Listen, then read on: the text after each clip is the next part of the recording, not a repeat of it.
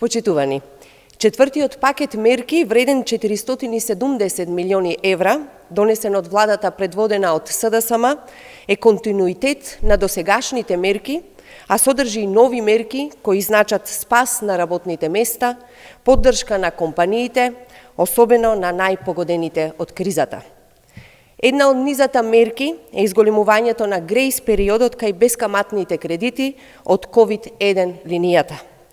Со оваа мерка, преку Развојната банка, на постоечките корисници на кредитни линии ќе им бидат обезбедени дополнителни 3 месеци грејс период пред да започнат со исплата на ануитетите од земените кредити. Покрај одложувањето на бескаматните кредити, предвидено е и дополнително одложување на отплата на кредити за компании до крајот на годината. Со новиот сет мерки преку Европската инвестициона банка за поддршка на домашните компании обезбедени се и нови 100 милиони евра поволни кредити од Развојната банка, кои ќе бидат пласирани во јануари 2021 година со исклучително ниска камата.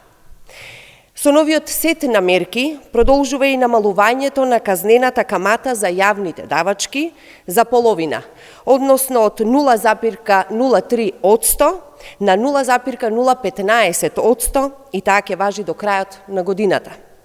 Продолжува и мерката за одложување на плаќање на аконтации на данокот на добивка.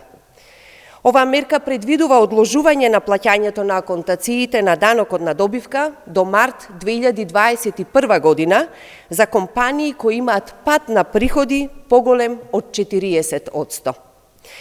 Почитувани, во време на сериозна здравствена и економска криза, државата застанува зад секој граѓанин и зад секој приватен субјект кој е погоден од кризата.